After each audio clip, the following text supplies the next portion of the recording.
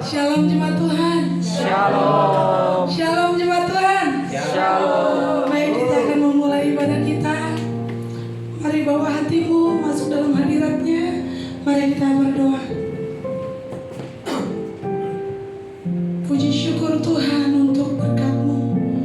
Puji syukur untuk semua kebaikan-Mu Tuhan.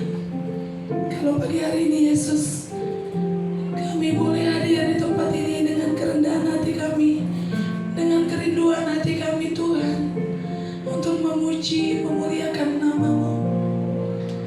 Bapa, terima kasih untuk penyertaan-Mu kepada kami.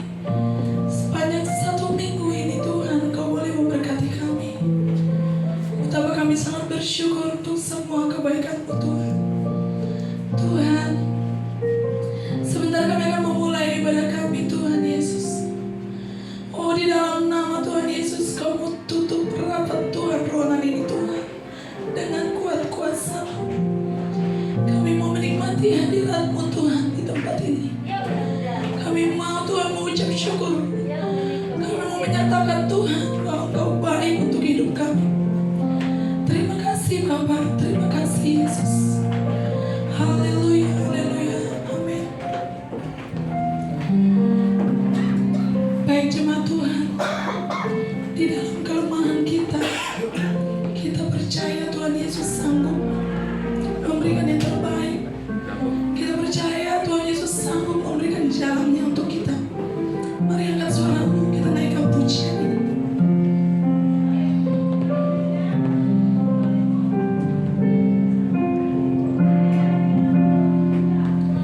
Kuasa-Mu nyata di dalam kelemahanku, kekuatan-Mu menolak seluruh hidupku.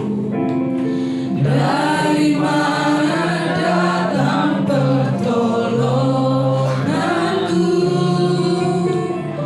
Hanya Yesus pertolonganku. Kuasa-Mu nyata di dalam kelemahanku,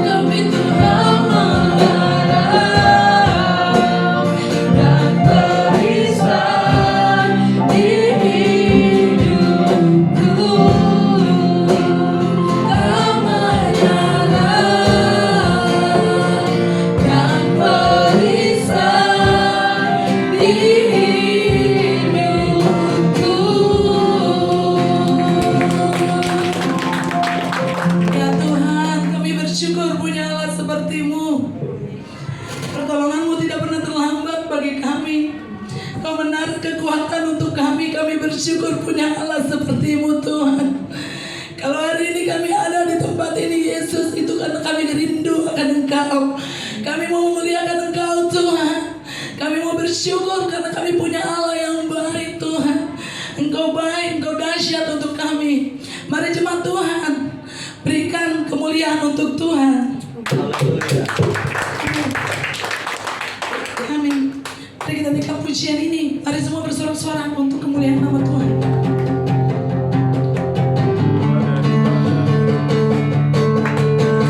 Semua tepuk tangannya. Kasih hatimu untuk Tuhan. Amin. Tangannya yang baik saja. Amin. Yang ku terima.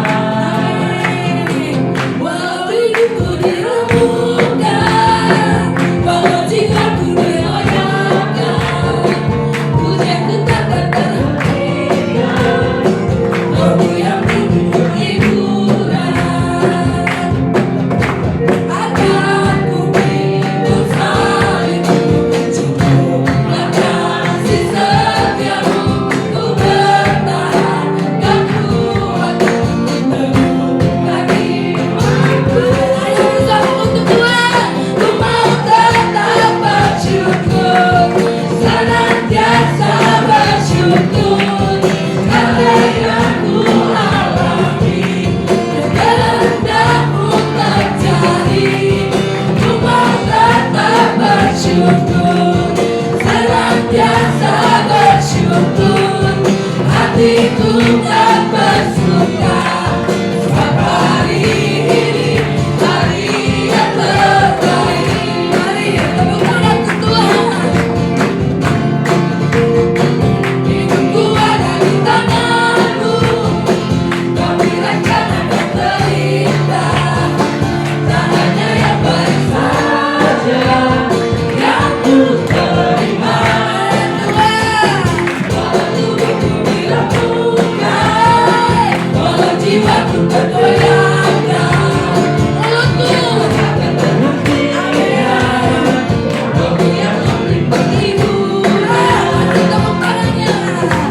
Akan ku hidup salibmu, cukuplah kasih setiamu. Ku bertahan, kan kuat teguh kakiku. Ku mau tetap bersyukur, senantiasa bersyukur, segala yang ku alami biar kehendak-Mu terjadi. Ku mau tetap bersyukur, senantiasa bersyukur, hatiku kan bersuka. Sebab hari ini hari yang terbaik.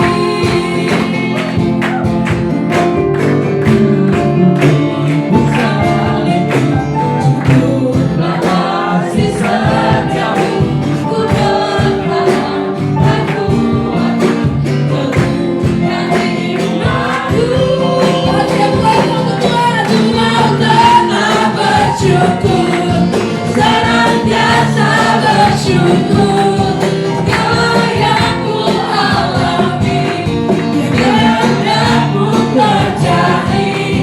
Ku mau tetap bersyukur, senantiasa bersyukur. Sebab hari ini hari yang terbaik. Sebab hari ini hari yang terbaik. Sebab hari ini hari yang terbaik. Sebab hari ini sebab hari ini hari yang terbaik. Kasih yang kuat untuk Tuhan. Percayakan hari ini semuanya di tangan Tuhan. Amin saudaraku. Kita harus percaya hari ini hari terbaik. Hari kemarin hari terbaik. Suka sedihnya kita tetap hari yang terbaik. Amin. Amin. Jemaat Tuhan boleh duduk.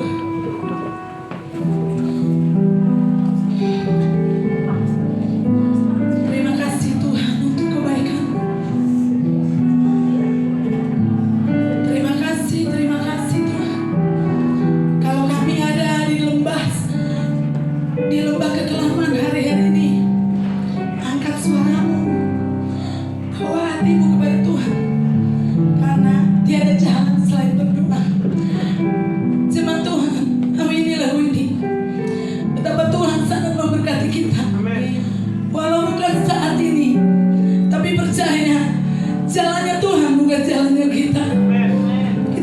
meyakini itu.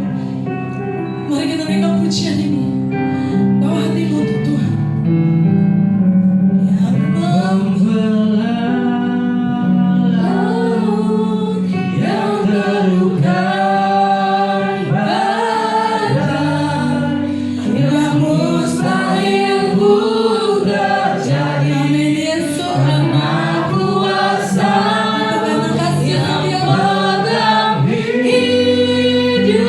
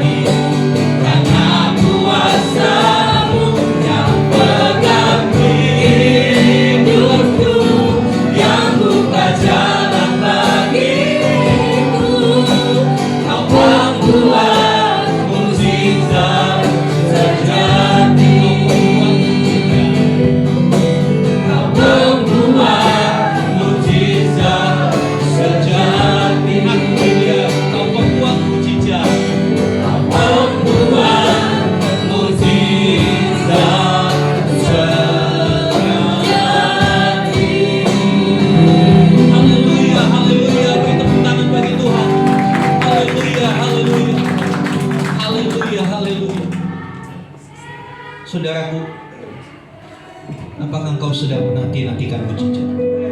Kau mengharapkan mujizat terjadi dalam hidup, baik itu untuk sakit penyakit, untuk kesulitan keuangan yang kau hadapi hari-hari, untuk apapun juga. Yakinlah, kalau dulu Allah yang kita sembah sanggup membelah laut, membuat umatnya berjalan di tengah tanah kering, di tengah laut. Kalau di atas danau Galilea, dia meneduhkan badai yang begitu bergelombang. Allah yang sama, yang kita sembah, yang kita puji, sanggup membuka kebutuhan-kebutuhan dalam hidup. Dia sanggup meneduhkan badai masalah yang kau hadapi hari-hari. Terima kasih Yesus. Terima kasih Tuhan. Satu hal,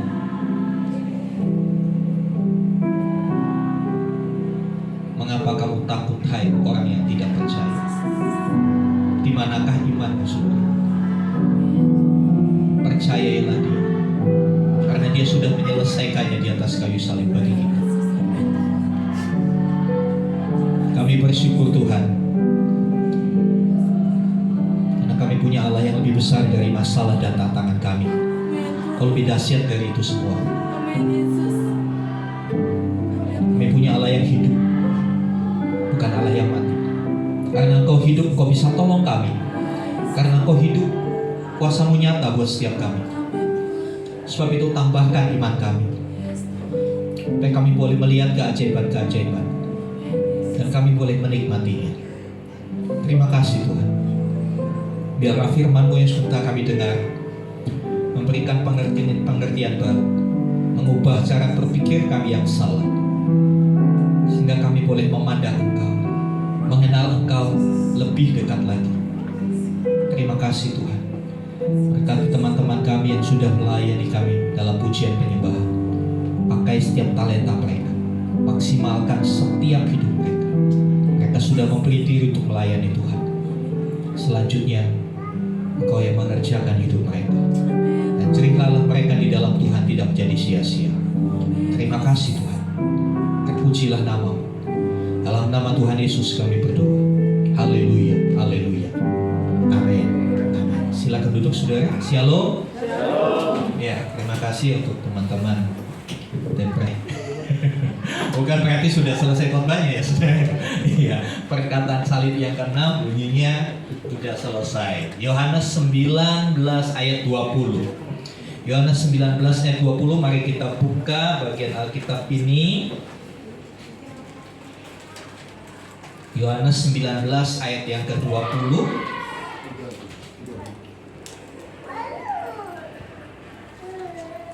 Ayat yang ke-30, maaf. Yohanes 19 ayat yang ke-30.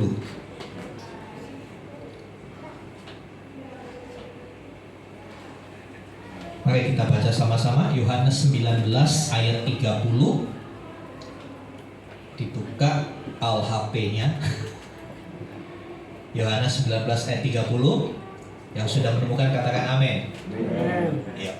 Kita baca ya. 1, 2, 3. Sesudah Yesus meminum anggur asam itu, berkatalah ia, sudah selesai. Lalu dia menundukkan kepalanya dan menyerahkan nyawanya. Ya. Sebelum dia menyerahkan nyawanya, ada satu kalimat pendek yang terdiri dari 2 kata. Ya, kalau di dalam bahasa Indonesia 2 kata, tapi di dalam bahasa aslinya, bahasa Yunani hanya 1 kata. Tetelestai. Next. Ya, sudah selesai. Di dalam bahasa Indonesia 2 kata. Di dalam bahasa Inggris it is finished, atau dalam terjemahannya dikatakan it is done, complete. Ya, dalam versi message, kita versi message itu it is done, complete. Ya, dalam bahasa Greka, bahasa Yunaninya hanya 1 kata, tetelestai. Ya, 1 kata ini luar biasa sekali. Kata sudah selesai atau it is finished, it is done. Ya, tetelestai ini luar biasa. Apa makna dari kalimat singkat yang Tuhan Yesus ucapkan? Next. Ya, ini adalah sebuah seruan kemenangan. bagi kebanyakan orang yang di luar kita, bahkan kita juga berpikir kalau sebuah kematian adalah sebuah kekalahan. Ya, itu sebetulnya sudah disetting cara berpikir manusia seperti itu. Setiap film-film, terutama film action, ya kalau tokoh utamanya mati, ya udah deh tamat deh, selesai. Ya kan? Kalau musuhnya mati, ya sudah menang. Jadi kematian itu identik dengan kekalahan. Kematian identik dengan tidak sukses. Kematian identik dengan kegagalan. Kematian selalu punya konotasi yang negatif. Ya, tetapi berbeda dengan satu kata yang luar biasa ini. Kata tetelestai, sudah selesai, itu adalah seruan kemenangan. Ya, mengapa, saudara? Ini dikatakan seruan kemenangan. Bagi banyak orang, kematian Yesus di kayu salib itu sesuatu yang hina. Bahkan bagi para murid pada waktu itu, ya kita sekarang udah ngerti karena kita belajar dari sejarah tentang penyaliban Tuhan. Para murid pada waktu itu juga punya pemikiran begitu, sehingga mereka ketakutan. Ya, gurunya yang dianggap sakti, yang bisa berjalan di atas air, ya, yang bisa meneduhkan badai, kok mati, nggak bisa apa-apa, nggak bisa melawan apa-apa. Ya, mati di kayu salib, disiksa. Jadi tontonan orang banyak. Mereka berpikir ya sudah tamat. Tapi tetelestai bukan tamat. Sudah selesai di sini tidak sama dengan tamat. Ya, karya salib Kristus adalah keberhasilan misinya untuk menyelamatkan manusia. Kalau Yesus gagal mati di kayu salib, saudara dan saya nggak selamat selama-lamanya. Inilah satu seruan keberhasilan Tuhan Yesus. Dia berkata, it is finished, it is complete. Aku sudah komplit, aku sudah menyelesaikan semuanya dengan baik, dengan sempurna. Saudara yang dikasih Tuhan, mission has done. Misinya sudah diselesaikan. Misi terselesaikan dengan sempurna. Saudara, kalau saudara, Anda seorang pekerja atau Anda seorang mahasiswa, kalau dapat tugas, waktu dapat tugas, mungkin syok, waduh susah banget. Apalagi di deadline. Ya, para mahasiswa di deadline. Pokoknya bikin makalah. Ya, kebanyakan anak sekarang pada bingung suruh bikin makalah. Kenapa? Kebiasaan bikin masalah. Bikin masalah pinter, bikin makalah puyeng. Bikin makalah minimal 20 lembar. Temanya ini, dikasih waktu 1 minggu. Wah, pertama dapat itu, aduh ini gimana? Tapi karena dia tahu dia harus selesaikan, dia akan berusaha. Buka referensi, buka jurnal, mulai susun. Kalau sudah selesai, begitu di submit, perasaan saudara gimana? Sudah selesai, ya kan? Ada satu kemenangan karena berhasil menyelesaikan tugas itu. Demikian untuk yang kerja. Yang kerja mungkin seorang sales. Orang sales pasti ada target penjualan, harus mencapai mungkin 1 bulan 1 M. Ketika penjualan saudara baru 999 juta, saudara akan terus berusaha bagaimana supaya genap 1 M. Begitu PO terakhir masuk 1.100.000, yes, tembus 1 M. Ada satu kelegaan, ada teriakan kemenangan. Itu sebetulnya yang terjadi di kata tetelestai. Yesus tahu misinya sudah selesai. Yesus tahu dia sudah selesaikan semua kehendak Bapa dengan komplit, dengan sangat sempurna. Coba kita lihat, saudara. Next. Ya, Yesus tidak berkata tamatlah. Beda, kayak film serial, kalau sudah episode terakhir, begitu selesai tulisannya apa? Tamat atau sekian. Tetelestai itu bukan tamat, bukan sekian. Ya. Tetapi dia berkata sudah selesai. Artinya sudah selesai pada waktu dia disalib. Ya. Sudah selesai pada masa lalu. Buat kita sekarang kan perkataan Tuhan Yesus diucapkan masa lalu. Dia sudah selesai untuk masa lalu, ya, pada waktu dia disalib, dan masih selesai sampai hari ini. Dia selesaikan juga sampai hari ini buat kita.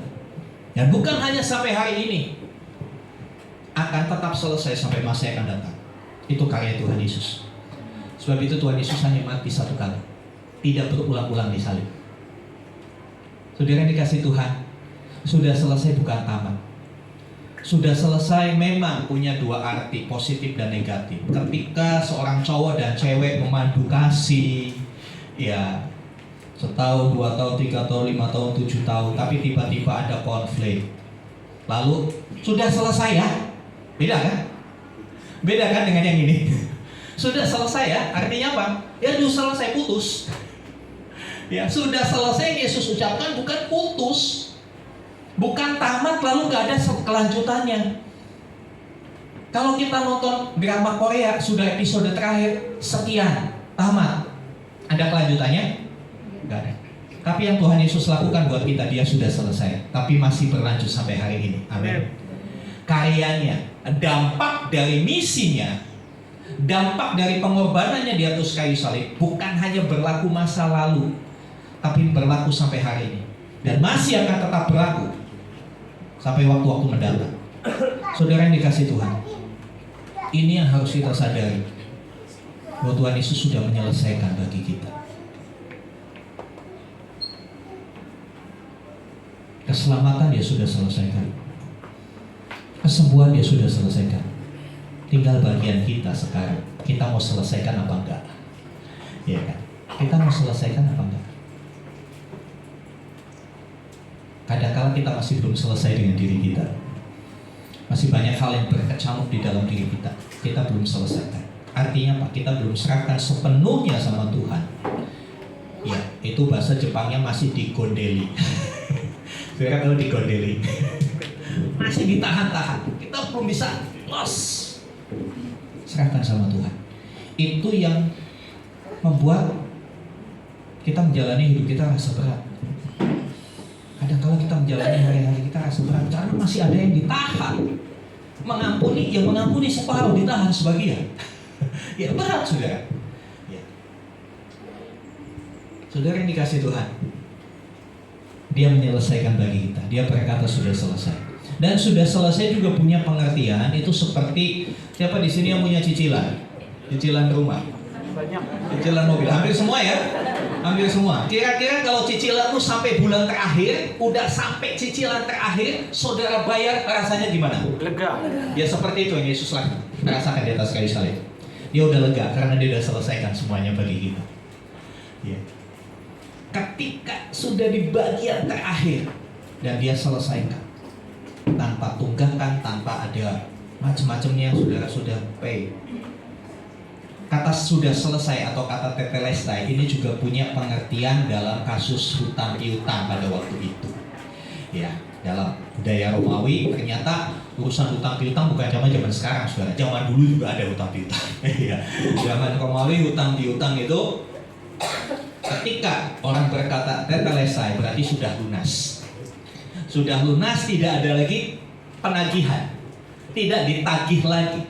Dan itu yang Yesus lakukan buat kita. Kita sudah dibayar dengan lunas. Ya. Kuasa dosa mau tidak menuntut kita untuk dihukum lagi, karena Kristus sudah menggantikannya bagi kita. Selanjutnya kita akan lihat, saudara. Next. Ya. Apanya yang sudah selesai? Apanya yang sudah selesai? Dan Yesus berkata sudah selesai. Apanya sudah selesai? Apakah dengan dia menyelesaikan karyanya di atas kayu sudah selesai, dia nggak mau urusan lagi dengan hidup kita? Apakah dia udah tinggalin aja orang percaya? Oh tidak. Kita akan lihat apanya yang sudah selesai. Misi yang diemban Yesus Kristus telah diselesaikannya dengan sempurna di atas kayu salib. Ya, dia menerima semuanya. Ya, misi ini adalah untuk menyatakan keselamatan dari Allah atas orang berdosa. Manusia berdosa tidak bisa menyelamatkan dirinya sendiri dengan cara apapun, gak bisa. Kalau ada pandangan, ya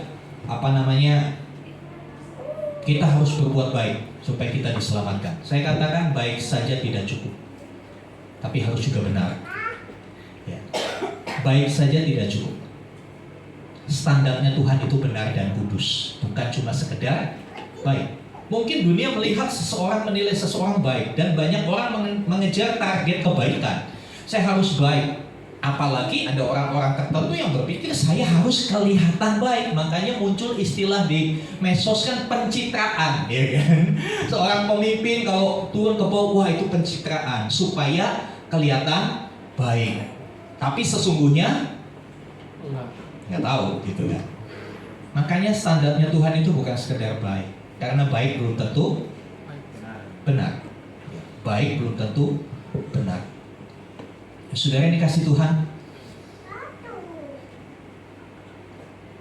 keselamatan itu harus dari pihak Allah yang mengerjakan, bukan karena amal perbuatan kita. Ya, banyak konsep yang berkata, oh nanti ditimbang yang baik atau yang jahat, banyakan yang mana? Kalau banyak yang baik masuk surga, kalau banyak yang jahat masuk neraka. Lah pertanyaannya, kalau timbangannya rusak, jomplang, wah kacau kan? Nah, saudara yang dikasih itu, atau seri, baiknya 5, jahatnya 5, nah bingung kan? Masa mau buang undi gitu?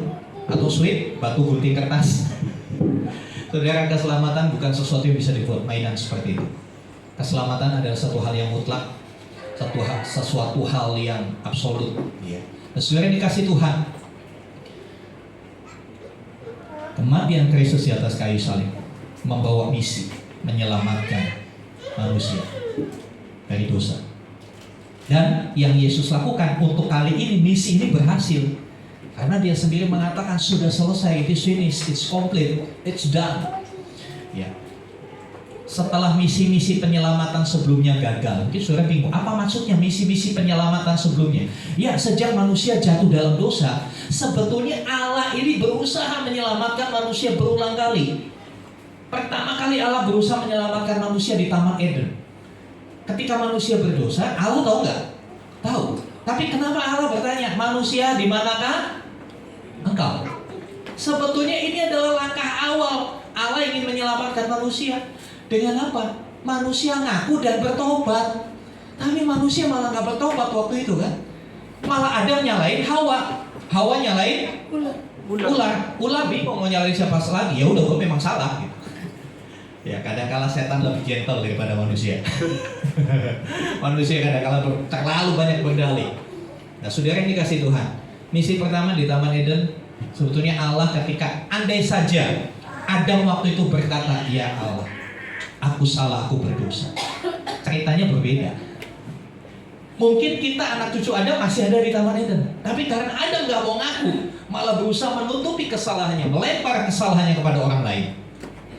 Misi Allah untuk menyelamatkan gagal. Akibatnya apa? Ada penghukuman. Adam diusir dari Taman Eden. Nah, selanjutnya Allah berbicara melalui para nabi.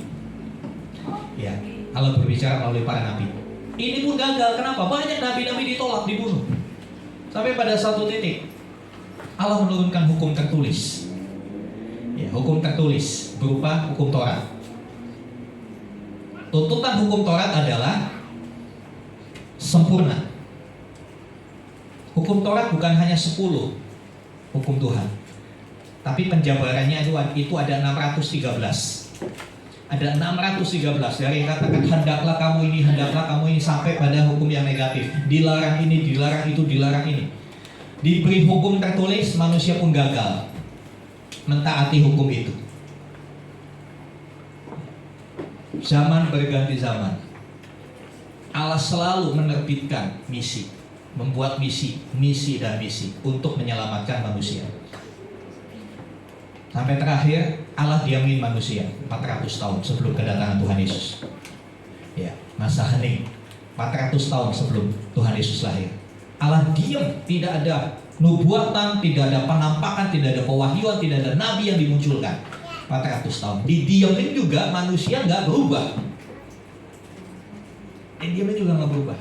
Tapi apakah Allah berhenti? Apakah Allah berkata, ya udahlah, bikin spesies baru aja? Manusia memang udah dablek nggak bertobat, udah bikin spesies baru, musnahkan aja. Bisa nggak? Bisa. Tapi sekali lagi, Yohanes 3 ayat 16. Karena begitu besar kasih Allah akan dunia, maka Dia merancang satu misi yang terakhir melalui inkarnasi Yesus Kristus, melalui dirinya sendiri yang menjadi manusia untuk menyelamatkan manusia itu. Dan untuk kali ini terpujilah Tuhan dalam segala hikmatnya, terpujilah Yesus Kristus. Misi itu berhasil. Misi yang terakhir ini berhasil. Jadi yang sudah selesai adalah misi Allah untuk menyelamatkan manusia lewat Yesus Kristus. Di pihak Allah sudah selesai. Selanjutnya bagaimana respon manusia itu yang akan merealisasikan keselamatan itu. Kalau Yesus sudah mati di atas kayu salib tapi manusia tidak menerima, ya manusia itu tidak mengalami keselamatan dari Tuhan. Ya, tetapi ketika manusia itu merespon dengan percaya kepada Kristus, mengakui Dia adalah Tuhan dan Juru Selamat, maka keselamatan terjadi atas orang itu. Sesimpel itu, saudara. Next. Saudara, mengapa harus diselamatkan? Pertanyaannya kan begitu. Oh, saya selamat kok, saya masih banyak uang, saya masih bisa, saya masih sehat. Orang berpikir seperti itu. Saudara yang dikasih Tuhan, 4 hal yang menjadi takdir bagi orang yang jatuh dalam dosa. Kalau tidak diselamatkan, kalau Tuhan tidak menyelamatkan orang itu, maka 4 hal ini akan dialami orang itu. Yang pertama, dia akan mengalami kematian sebagai hukuman atas dosa. Roma 6:23, upah dosa adalah maut, tidak bisa ditawar. Ya, kemudian dia akan mengalami, dia harus menanggung murka Allah. Jangan anggap remeh murka Allah. Ada orang yang berkata, saya nggak peduli Tuhan menghukum saya siap dihukum Tuhan. Dalam emosi yang menyala-nyala orang bilang begitu, saya siap dihukum Tuhan. Saya cuma ketawa aja. Lu baru sakit gigi udah nangis-nangis. Iya kan? Baru sakit gigi udah nangis-nangis minta dihukum Tuhan. Ya, sungguh mengerikan murka Allah. Ya. Nah, itu berlaku buat setiap orang yang berdosa. Ya, Efesus 2 ayat yang ketiga, kita baca sebentar. Efesus 2 ayat yang ketiga.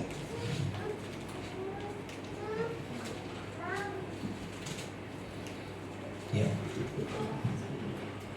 Demikian firman Tuhan.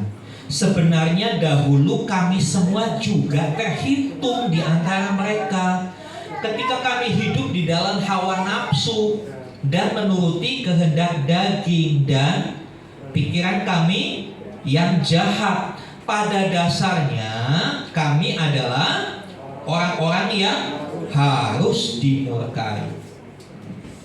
Kita pada dasarnya adalah orang-orang yang harus dimurkai karena dosa.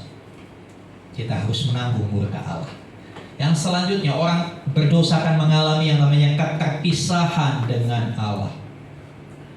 Yesaya 59:2. Tetapi yang menjadi pemisah antara kamu dan Allah adalah segala kejahatanmu, yang membuat dia menyembunyikan diri adalah segala dosa. Keterpisahan dari Allah, itu yang minggu lalu kita bahas. Karena terpisah dari Allah, ada kehausan rohani, ada kehausan batiniah. Dan orang salah mengambil jalan untuk memuaskan dahaga jiwanya. Ya, dia healing, dia menikmati dunia malam, menikmati narkoba, ya, dia menikmati gemerlap dunia. Dunia itu semakin dikejar, semakin kurang rasanya. Tidak akan pernah ada kepuasan. Justru ketika jiwa kita haus, yang paling tepat datang kepada Tuhan. Karena Tuhan Yesus sendiri menawarkan, barang siapa haus, baiklah ia datang kepadaku dan minum. Datang kepada Tuhan, buka hatimu. Dia akan memenuhi hatimu dengan aliran-aliran air hidup, supaya kau gak haus lagi. Orang yang terpisah dengan Allah akan mengalami kehausan yang dasar, akan mengalami dehidrasi rohani. Iya, akan mengalami dehidrasi rohani. Orang yang berdosa juga bukan hanya terpisah dari Allah. Kalau sudah terpisah dari Allah, ya dia terikat dengan dosanya. Dia menjadi budak dari kerajaan iblis. Saudara perhatikan, ada orang-orang yang kalau kita lihat susah banget lepas dari perilakunya yang jahat. Ya kan? Contoh yang sederhana, orang yang sudah mabuk-mabukan, susah banget lepas dari itu. Pecandu narkoba susah banget. Kenapa? Ini sudah jadi budak dari setan. Ini kondisi yang sangat memprihatinkan. Ini kondisi yang sangat mengenaskan. Dan ini berlaku bagi setiap orang yang berdosa. Pertanyaannya, bukankah kita juga orang berdosa? Ya. Jadi hal-hal ini berpotensi kita alami kalau Tuhan Yesus tidak selamatkan kita. Next. Saudara dikasih Tuhan, bagaimana Yesus menyelesaikannya? Menyelesaikan 4 hal tadi, dia lakukan 4 hal ini. Yesus menjadi korban penebusan, sacrifice, korban penebusan dosa bagi umat manusia. Dia menyediakan dirinya untuk berkorban. Berkorban itu enak nggak, saudara? Enak. Kadang-kala kita baru korban perasaan aja udah. Dan Yesus korban segala-galanya. Bukan hanya fisiknya dihancurkan, tapi dia dipermalukan. Dia dihianati juga. Dia tidak dipercayai. Ada muridnya menyangkal dia. Sakit nggak? Sakit karena dia manusia. Tapi dia tidak membiarkan hatinya dikotori dengan hal-hal yang gak berguna seperti itu. Saudara dikasih Tuhan, yang kedua, ada yang namanya propisiasi. Agak susah nyebutnya. Propisiasi ini mengganti atau substitusi. Yesus menggantikan kita. Harusnya kita yang disalib, tapi dia yang menggantikan kita. Ya. Dengan cara dia memurkai dirinya sendiri. Dia memurkai dirinya sendiri. Allah memurkai dirinya. Allah menyediakan dirinya untuk dihancurkan di atas kayu salib. Dia mau menggantikan kita. Ini suatu hal yang luar biasa. Mungkin suami istri aja belum bisa sampai level ini. Anak orang tua aja mungkin gak bisa. Tapi Yesus lakukan karena kasihnya begitu besar buat kita. Next.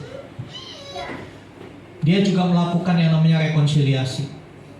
Yesus menjadi perantara.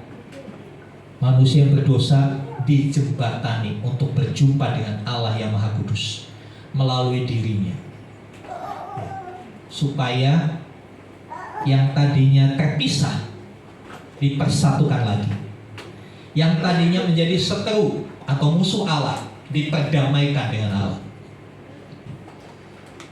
Rekonsiliasi dia lakukan di atas kayu salib. Ya. Bahkan di ucapan pertama kita sudah belajar, dia berkata, Bapa ampunilah mereka karena mereka tahu. Saudara, kalau mendamaikan dua pihak gimana? Yang di sini udahlah, kamu datang sama itu, ya kan? Yang sini udahlah, ampuni, dia mau berdamai kok. Itu yang Yesus lakukan, saudara. Dia mendamaikan kita dengan Allah. Ya. Tapi kebanyakan kita kalau lihat ada temannya sedang berkonflik, dikomporin. Iya dia begitu, dia mudah saya dukung kamu. Itu manusia. Karena iblis itu sangat menyukai perpecahan. Tapi Tuhan menghendaki kesatuan. Ya. Saudara yang dikasih Tuhan, yang selanjutnya penebusan. Redemption, menebus. Kematian Yesus sebagai tebusan bagi orang, bagi manusia yang menjadi budak. Keterikatan harus ditebus. Bicara masalah penebusan itu bicara sejumlah harga yang harus dibayarkan. Ketika saudara menggadaikan perhiasanmu atau BPKB-mu atau sertifikatmu di pegadaian untuk memperolehnya kembali, gimana caranya? Saudara harus bayarkan sejumlah uang, bukan hanya sejumlah yang saudara pinjam, ya kan? Plus bunganya, plus keterlambatannya, banyak plus-plusnya yang lain. Dan Yesus sudah bayar itu bagi kita. Dan dia berkata, Tetelestai, sudah lunas, sudah aku bayar lunas semua hutang dosa manusia. Next. Karena itu kita bersyukur, saudara. Ya, Yesus Kristus sudah menyelamatkan takdir-takdir yang buruk, hukuman atas dosa, ya, murka Allah, keterpisahan dengan Allah, keterikatan dengan dosa, itu dia sudah selesaikan di atas kayu salib. Dan itu berlaku sampai hari ini, dan akan terus berlaku sampai waktu yang datang. Ya. Karena itu kita nggak perlu takut lagi akan nasib kita, karena sudah jelas dia sudah selesaikan bagi kita.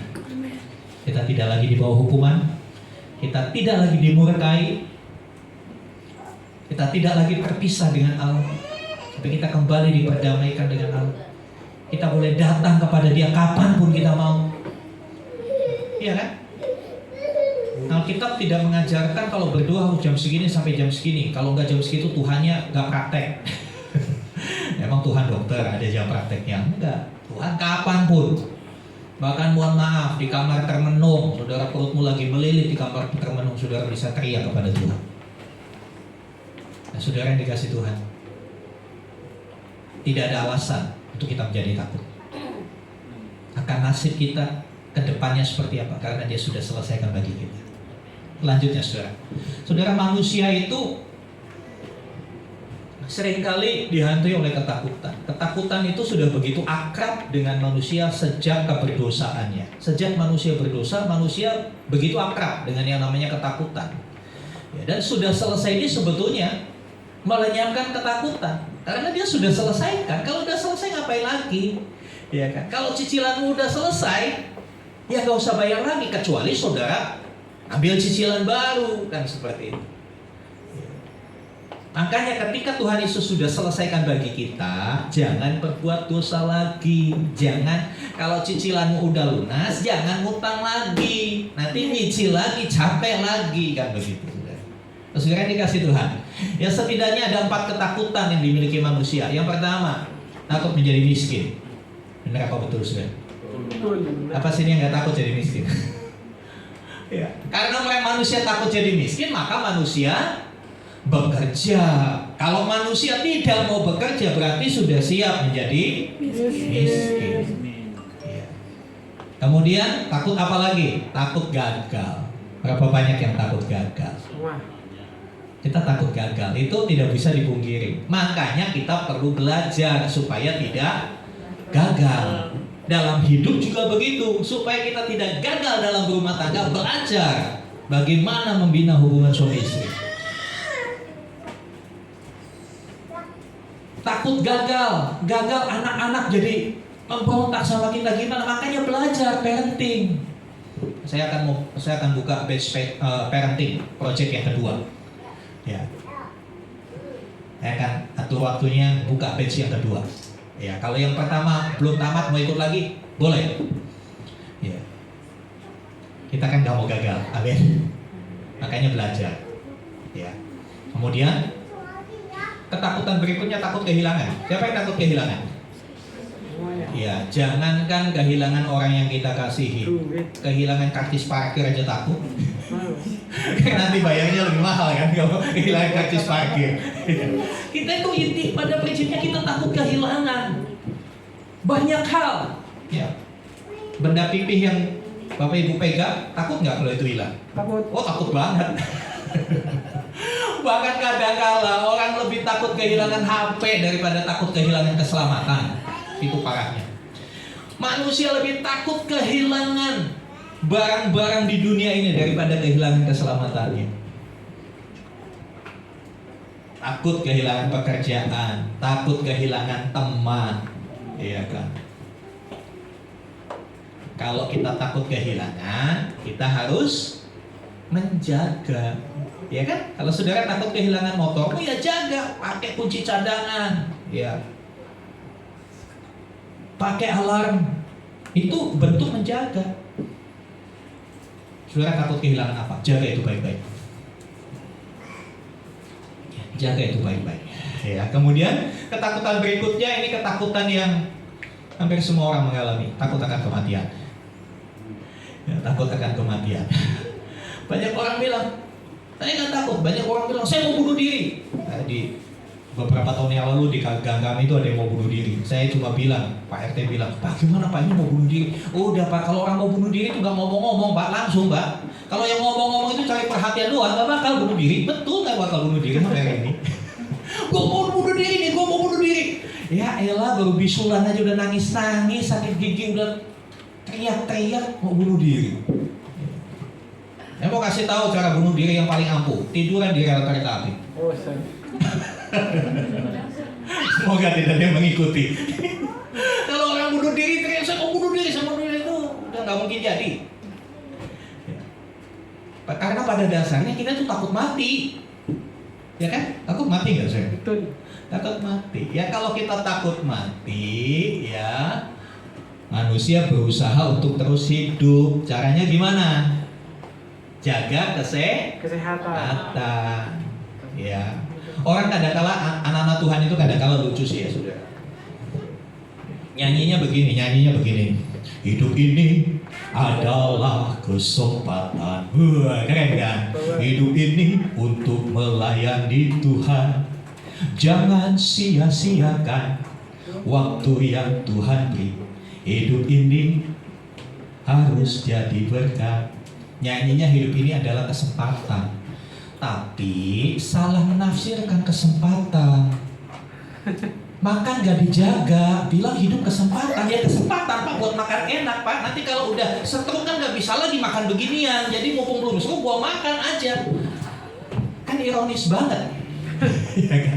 Kan itu konyol banget manusia itu. Ya kan? Kita nyanyi sungguh-sungguh hidup ini kesempatan. Kita sadar, otak kita sadar bahwa hidup ini kesempatan. Bila saatnya nanti ku tak berdaya lagi, karena itu aku makan enak sekarang. Kalau sudah di ICU kan gak bisa makan enak, makanya pakai selang. Jadi mumpung masih bisa makan enak kok makan, merokok segala macam. Ya, Saudara pikirkanlah hal itu. Kalau kau takut mati, maka jagalah hidupmu. Ya, berusaha untuk hidup sehat, berusaha untuk terus hidup. Hindari hal-hal yang membuat saudara cepat mati. Oke, next Saudara. Ya. Jadi dapat disimpulkan bahwa ketakutan manusia itu disebabkan oleh karena manusia tidak dapat mengendalikan masa depan. Takut kehilangan, takut miskin. Kalau takut miskin, kalau udah miskin nanti saya mau makan apa? Saya nanti susah. Masa depan kan bicaranya. Takut kehilangan. Waduh, kalau saya kehilangan pekerjaan gimana? Saya mencukupi kebutuhan saya masa depan kan? Ya. Dan itu nggak bisa dikendalikan. Kita tidak bisa mengendalikan masa depan kita. Kita bisa mengendalikan hari ini. Kita bisa pilih membuat keputusan hari ini. Tapi kita nggak bisa buat keputusan buat masa depan. Kita nggak tahu. Itu sebetulnya yang menjadi inti dari ketakutan manusia. Hari esok menjadi misteri dan kekosongan. Itu menjadi ketakutan dalam kehidupan manusia itu. Bahkan kematian menjadi satu tanda tanya besar bagi manusia. Ya. Saya katakan, kita semua itu kan kalau mati itu kan sesuatu yang pasti. Betul kan? Sesuatu yang pasti. Ya. Tidak ada orang yang bisa jamin hidupnya saya nggak bakal mati. Sesehat apapun dia, ya, wah saya kolesterol HDL normal semua, tensi gula semua normal. Tiba-tiba keseruduk sapi. Ya kan? Nggak ada yang jamin. Ya. Tetapi saudara yang dikasih Tuhan, ya, kemanakah ia pergi melanjutkan kehidupan setelah dia meninggal? Ini pertanyaan yang paling mendasar dari kehidupan kita. Ya, kalau perlu saudara catat pertanyaan ini, tulis itu, tempelkan di dinding kamar. Kemanakah saya pergi melanjutkan kehidupan saya setelah saya meninggal? Oh, ke San Diego Pak, yaitu tubuhmu di sana. Ya.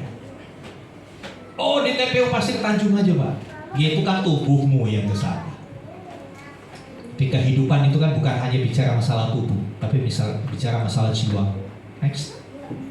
Saudara yang dikasih Tuhan, ya. Namun hal ini telah diselesaikan oleh Tuhan Yesus. Tuhan Yesus memberikan jawaban pertanyaan tadi, kemanakah aku setelah meninggal? Tuhan Yesus memberikan jawaban. Ya, dengan perkataan sudah selesai, Yesus menyatakan bahwa Dia telah datang membawa harapan. Kematiannya membawa kehidupan bagi mereka yang mati, bagi mereka yang ketakutan, dan bagi mereka yang putus asa. Dosa menyebabkan manusia tidak memiliki masa depan yang cerah. Namun Yesus membawa harapan bagi mereka yang percaya kepadanya. Perkataan sudah selesai, itulah jawaban. Kita akan bersama-sama dengan Dia. Next. Ya, jadi ketakutan terbesar manusia adalah ketika akibat dosa dia harus tanggung. Ya. Orang itu paling takut mempertanggungjawabkan. Suruh bertanggung jawab itu takut, tapi kalau suruh jawab pinter.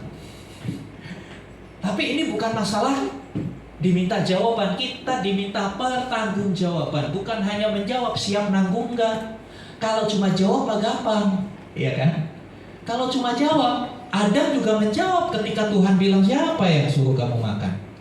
Dia jawab, tapi dia nggak mau nanggung kan? Kita kadang-kala cuma bisa jawab, nggak berani bertanggung jawab. Nah, Tuhan Yesus yang ambil tanggung jawab itu buat kita. Dia berkata, aku yang gantikan bagi. Ya. Namun kematian Yesus, ya, dengan dia berkata sudah selesai dan dia menyerahkan nyawanya, seolah-olah dia berkata begini, tenang, aku sudah menggantikan dirimu. Semua sudah aku selesaikan, semuanya bagimu. Masihkah kita takut? Masihkah kita khawatir menghadapi hari-hari ini? Menghadapi hari-hari di depan kita, yang kalau kita baca beritanya, oh ini perang dagang Cina, Rusia, ini India sama Pakistan mau perang, nanti Indonesia perangnya sama mana? Begitu banyak kabar-kabar yang menakutkan. Tapi perhatikan apa yang Yesus sudah lakukan di atas kayu salib. Dengan dia berkata sudah selesai, dia juga berkata kepada setiap kita, tenanglah, aku telah menggantikan dirimu di atas kayu salib. Aku sudah mengambil hukuman yang harusnya kau ambil. Aku sudah tanggung dosamu. Aku sudah selesaikan semuanya bagimu. Mari sama-sama kita berdiri. Haleluya. Saya undang tim presentasi. Haleluya, haleluya. Kalau Yesus sudah menyelesaikan semuanya bagi kita, giliran kita, bagaimana kita mau menyelesaikan kehidupan ini? Apakah dengan terus beriman kepada Dia, atau beralih kepada yang lain? Terus percaya dan menjadi tenang, atau kita gelisah dan terus menerus dihantui ketakutan? Sekali lagi saya mau katakan, mungkin hari-hari ini kau perlu mujizat. Ada satu pergumulan yang mungkin itu tidak terkatakan.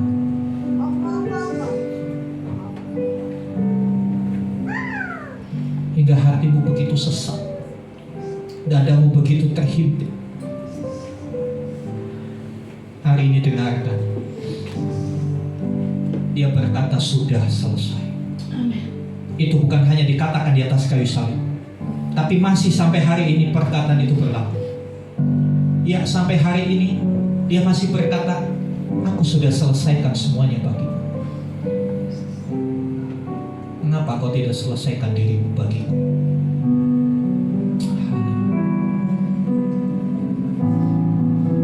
Kamu kembali naikkan pujian tadi. Dia yang membelah laut, Dia meneduhkan badai. Tuhan yang sama ada di tengah kita siang hari.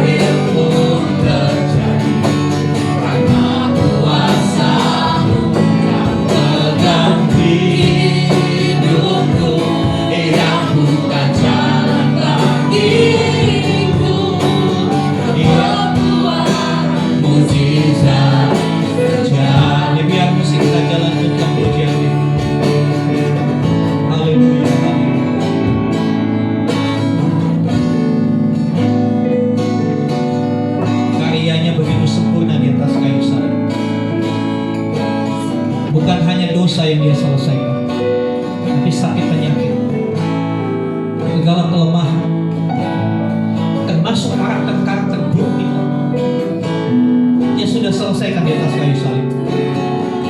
Bagian kita mau selesaikan atau enggak?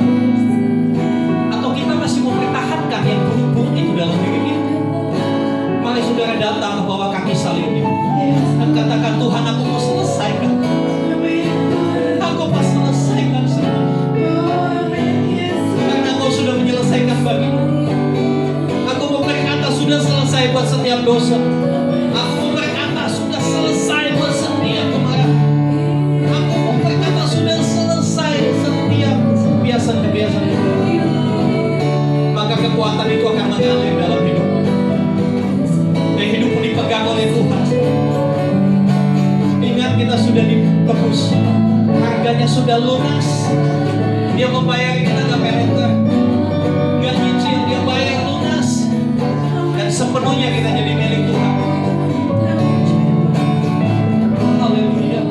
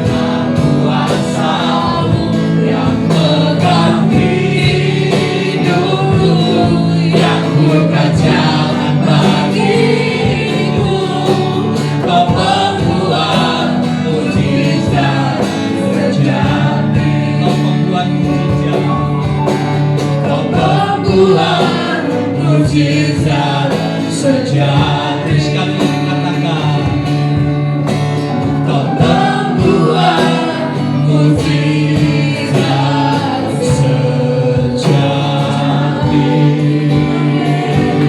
Haleluya, haleluya.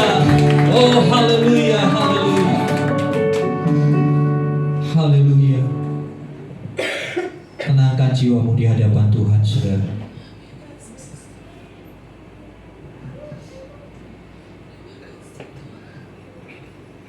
Sampaikan pengakuanmu di hadapan Tuhan.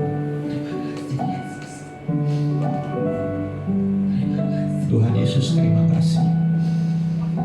Kau sudah selesaikan bagi kami. Kau sudah membuat keselamatan itu menjadi sempurna. Pada kami tidak dituntut lagi hukuman atas dosa. Kami orang yang dibebaskan dari murka Allah. Kami bersyukur lewat karyamu di atas kayu salib. Kami diperdamaikan dengan Bapa. Kami boleh datang dekat dengan Bapa. Kami boleh memeluk Bapa. Kami boleh diampuni dari setiap kesalahan kami yang begitu fatal. Kami dibebaskan dari setiap ikatan-ikatan dengan kejahatan. Kami tidak lagi menjadi budak kerajaan setan, tapi kami menjadi hamba-hamba kebenaran. Kami harus melakukan kebenaran, hidup dalam kebenaran, membiasakan sesuatu yang benar di dalam hari-hari kami. Terima kasih Tuhan. Terima kasih untuk karya-Mu yang dahsyat. Sekarang kami gak perlu takut lagi akan masa depan. Kami gak perlu takut lagi akan nasib kami. Kami tahu pada saatnya Kau datang menjemput kami, atau pada saatnya Tuhan memanggil kami untuk pulang, kami tahu kemana kami akan pergi. Kami akan pergi ke tempat yang Kau telah sediakan. Kami akan tinggal bersama-sama dengan Engkau, Tuhan Yesus.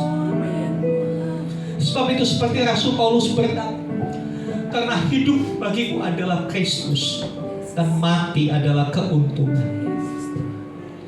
Terima kasih Tuhan. Selama kami masih hidup, selama kami masih bernafas, berikan kami kekuatan ya Tuhan. Roh Kudus tuntunlah langkah kami, dan kami boleh hidup seperti yang Tuhan mau. Kami boleh hidup di dalam kebenaran, karena kami adalah hamba-hamba kebenaran. Terima kasih Tuhan. Kaitan kebenaran ini kuat dalam hati kami. Ini yang menjadikan kami kuat menghadapi setiap masalah, tantangan, dan kami sanggup berkata, masalah kami besar, tapi Tuhan kami lebih besar dari masalah kami. Terima kasih Tuhan buat umat-Mu yang hari-hari ini mereka perlukan mujizat daripada-Mu. Kami tahu bagi Allah tidak ada yang mustahil. Kuasa yang sanggup membangkitkan Kristus akan membangkitkan setiap kami. Kuasa itu juga akan memulihkan setiap kami. Dan biarlah ketika kami pulih, kami tidak jatuh di tempat yang sama. Kami tidak kembali lagi melakukan hal yang tidak berkenan. Cukup sekali saja Yesus mati bagi kami. Terima kasih Tuhan. Dalam nama Tuhan Yesus kami berdoa. Haleluya, haleluya. Amin. Silakan duduk, saudara. Terima kasih untuk firman-Nya Bapak Pendeta. Mari kita bersatu di dalam doa. Terpuji termuliakanlah nama-Mu Bapa di pagi hari ini. Kami sudah memuji dan menyembah nama-Mu melalui firman-Mu Bapa. Bapa yang baik, pagi hari ini datang ke hadapan-Mu Bapa untuk menyembah dan bersujud Bapa atas segala dosa dan kesalahan yang kami perbuat Bapa. Biarlah segala dosa yang kami perbuat ini Bapa dapat Engkau ampuni, agar firman-Mu tidak terhalang bagi kami Bapa. Karena firman-Mu adalah terang bagi kami dan pelita bagi hati kami Bapa. Bapa yang baik, terima kasih untuk kesempatan pada hari Minggu ini Bapa. Setiap jemaat yang datang beribadah di tempat ini, mereka mempunyai kerinduan masing-masing Bapa untuk mengenal-Mu lebih dekat lagi Bapa. Agar mereka Bapa tidak terjatuh dalam dosa-dosa Bapa. Terima kasih juga Bapa untuk setiap kesempatan di pagi hari ini, atas semua pelayan-pelayan di tempat ini Bapa.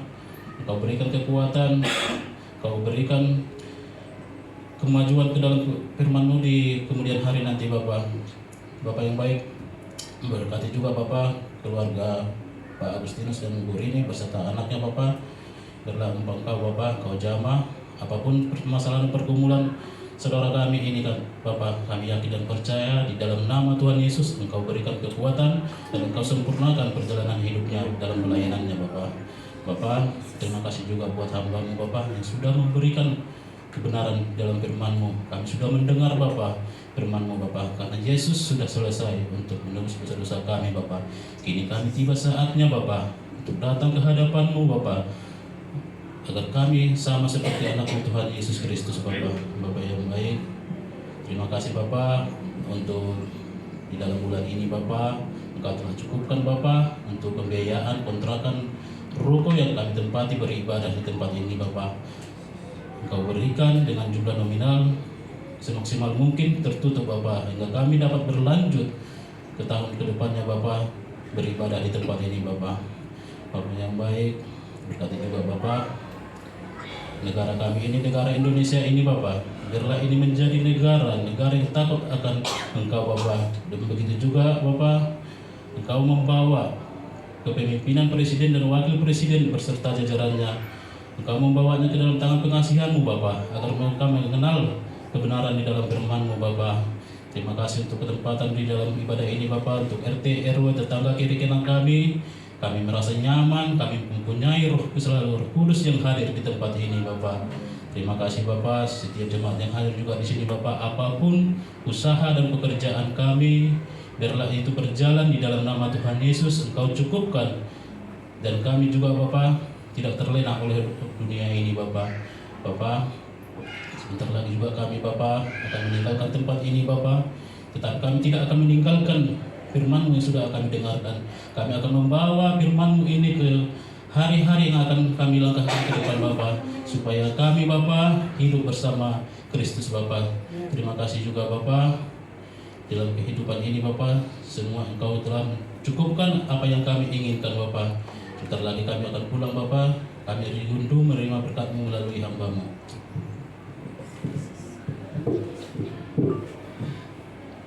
Kami datang kepada Sang Pembuat mujizat sejati, Yesus Kristus namanya. Kami panggil nama-Mu di dalam nama Tuhan Yesus. Ulurkan tangan-Mu, jamah Ibu Sari, adik dari Pak Agus yang terbaring lemah. Kami percaya Tuhan yang ciptakan ibu ini begitu sempurna.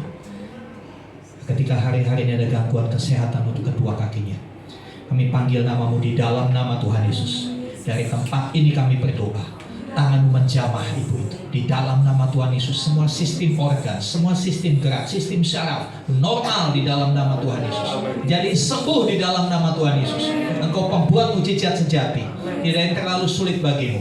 Biar melalui apa yang keluarga ini alami, mereka boleh melihat karya Yesus yang dahsyat dalam hidup rumah tangga. Dan keluarga ini, bahkan seluruh keluarga besarnya, boleh semakin memuliakan Tuhan. Terima kasih Tuhan, terima kasih. Mari Bapak Ibu, arahkan hatimu kepada Tuhan. Angkat tanganmu dan sekarang terimalah rahmat anugerah dari Bapa di surga. Di dalam kasih, karya, penebusan Tuhan Yesus yang sempurna itu, bersama-sama persekutuan pengurapan Roh Kudus, terimalah berkat-berkat jasmani, terlebih lagi berkat rohani. Jadilah berkat dimanapun Tuhan menempatkan saudara. Karena itu pergilah, jadikanlah semua bangsa muridku. Baptislah mereka dalam nama Bapa, Anak, dan Roh Kudus. Ajarlah mereka melakukan segala sesuatu yang telah Kuperintahkan kepadamu. Dan ketahuilah Aku menyertai kamu senantiasa sampai kepada akhir zaman. Demikianlah Tuhan Yesus akan datang kembali menjemput kita, membawa kita ke tempat yang telah Dia sediakan. Supaya di mana Tuhan Yesus berada, di situ pun kita boleh berada. Dengan penuh syukur kami terima berkat-Mu ya Bapa, di dalam nama Tuhan Yesus Kristus. Haleluya, haleluya, amin. Kiranya